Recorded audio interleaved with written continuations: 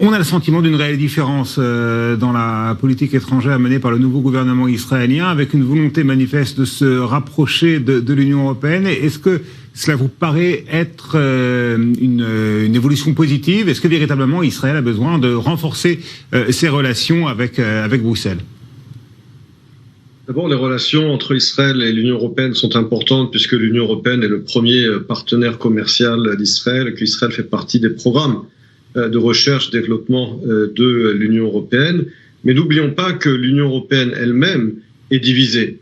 Elle est divisée essentiellement entre ce que l'ancien secrétaire à la défense américain Donald Rumsfeld appelait l'ancienne Europe et la nouvelle Europe. Essentiellement l'Europe de l'Est et l'Europe de l'Ouest, même si cette division géopolitique n'existe plus dans les faits, il y a toujours des désaccords entre les pays d'Europe de l'Est et les anciens fondateurs de l'Union européenne. Et on sait que ces dernières années, le gouvernement israélien ou les gouvernements israéliens avaient justement utilisé de ces divisions pour bloquer des décisions du Conseil des ministres de l'Union européenne sur les affaires étrangères.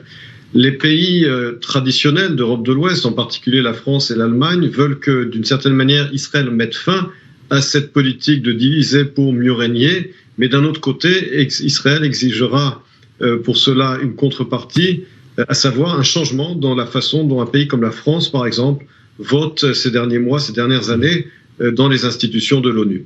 Et est-ce que véritablement Israël est en mesure d'exiger une évolution de la politique moyen-orientale, des poids lourds de l'Europe occidentale, en tout cas la France, l'Allemagne notamment?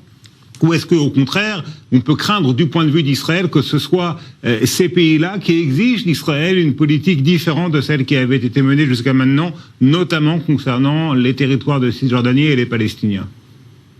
Israël a prouvé ces dernières années qu'elle est un partenaire de poids. Alors évidemment, Israël face à l'Union européenne, il n'y a pas un équilibre des forces, mais d'un autre côté, Israël est un partenaire important pour l'Union européenne.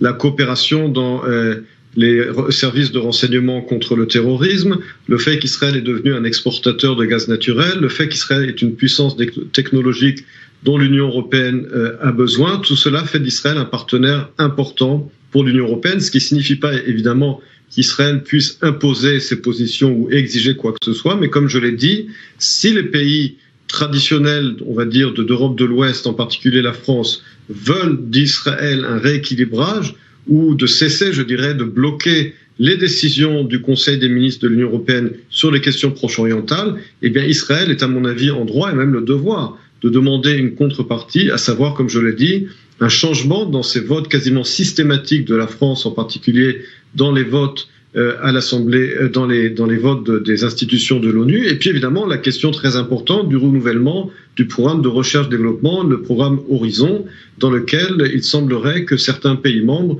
mettent certains obstacles pour qu'Israël deviennent de nouveaux membres de ce programme très important.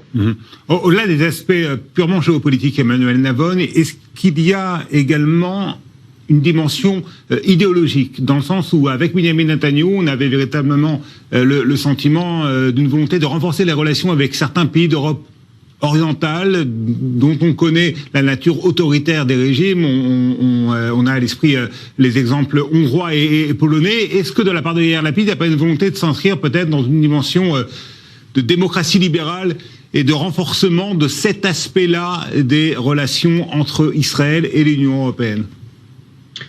Je pense que c'est sans doute l'intention de Yair Lapid, mais il serait, à mon sens, dommage d'abandonner cet outil assez utile pour la diplomatie israélienne, comme je l'ai dit tout à l'heure, de diviser pour mieux régner. Ce n'est pas nécessairement par identification idéologique avec les régimes de Pologne ou de Hongrie qu'Israël a obtenu le veto de ces pays lorsque, par exemple, le Conseil des ministres de l'Union européenne a voulu condamner le plan Trump pour la paix au Proche-Orient, ou bien le transfert de l'ambassade américaine de Tel Aviv à Jérusalem. Ces votes des pays de ce qu'on appelle de Visegrad sont utiles pour Israël. Cela ne signifie pas forcément une identification idéologique. Et même si Yair Lapid a raison de vouloir se rapprocher de l'Union européenne, ce sera à mon avis une erreur d'abandonner ces liens privilégiés avec les pays de Visegrad. Et comme je l'ai dit et je le répète, ce rapprochement avec les pays, on va dire, traditionnels d'Europe de l'Ouest ne doit pas être à sens unique.